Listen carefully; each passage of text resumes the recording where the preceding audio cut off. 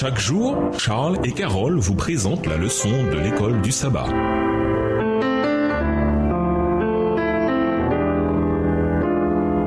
Bienvenue dans votre émission Dieu nous parle. Nous voilà à la leçon de dimanche. Lisons le psaume 23, le psaume 28, verset 9, le psaume 80, verset 1, le psaume 78, verset 52 et 53, le psaume 79, verset 13 et le psaume 100, verset 3. Psaume 23. L'Éternel est mon berger, je ne manquerai de rien. Il me fait reposer dans de verts pâturages. Il me dirige près des eaux paisibles, il restaure mon âme. Il me conduit dans le sentier de la justice à cause de son nom. Quand je marche dans la vallée de l'ombre de la mort, je ne crains aucun mal car tu es avec moi. Ta houlette et ton bâton me rassurent. Tu dresses devant moi une table en face de mes adversaires. Tu oins d'huile ma tête et ma coupe déborde. Oui, le bonheur et la grâce m'accompagneront tous les jours de ma vie et j'habiterai dans la maison de l'Éternel jusqu'à la fin de mes jours.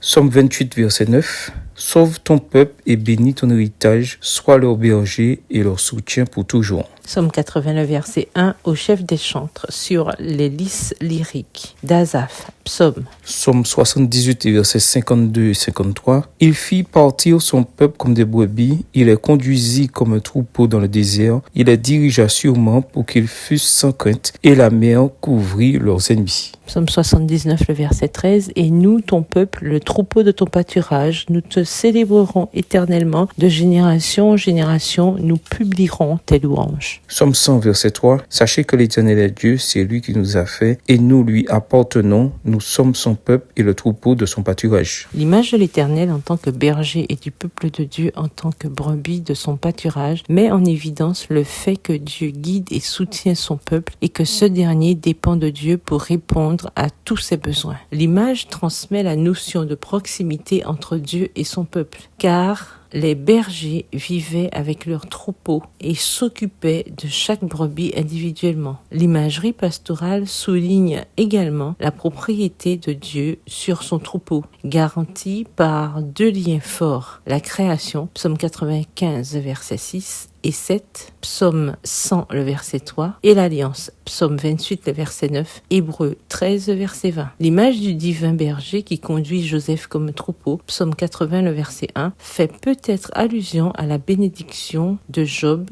à l'égard de Joseph, qui présente Dieu comme le berger d'Israël et fait ainsi appel à cette grande promesse et bénédiction, Genèse 49, le verset 24. Les rois étaient considérés comme les bergers de leur peuple, 2 Samuel 5, verset 2. Pourtant, seul Dieu mérite vraiment ce titre, car la plupart des rois humains n'ont pas été à la hauteur d'une telle vocation.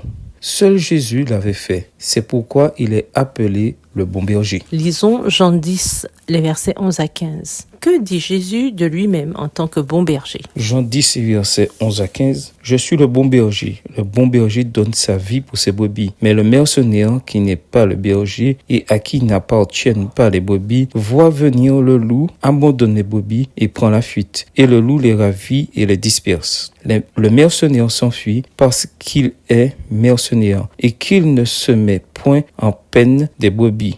Je suis le bon berger. Je connais mes brebis et elles me connaissent. Comme le Père me connaît et comme je connais le Père, et je donne ma vie pour mes brebis. La relation intime entre le berger divin et son troupeau se manifeste par le fait que le troupeau connaît indubitablement la voix du berger. Jean 10, les versets 4 et 27. Aujourd'hui encore, les bergers du Moyen-Orient arrivent à diviser leurs troupeaux qui se mélangent à d'autres simplement en appelant leurs brebis, qui reconnaissent et suivent la voix de leur berger. Parfois, le troupeau de Dieu souffre de diverses affections que le peuple comprend comme signe du mécontentement et de l'abandon de Dieu. Toutefois, le bon berger n'abandonne jamais ses brebis égarées, mais cherche à les sauver. C'est une image puissante de la relation de Dieu avec son peuple. Il est prêt à mourir avec ses brebis. Jean 10, versets 11 et 15. Et paradoxalement, à devenir un agneau sacrificiel en leur faveur. Jean 1, le verset 29. En outre, Jésus avait confirmé qu'il appellerait ses brebis qui sont dans d'autres groupes et les réunirait dans son seul troupeau. Jean 10, le verset 16. Quels sont les moyens que vous pouvez utiliser quotidiennement et concrètement pour bénéficier de ce qui nous est promis en ayant Jésus comme bon berger? Au revoir. Et à demain si Dieu veut.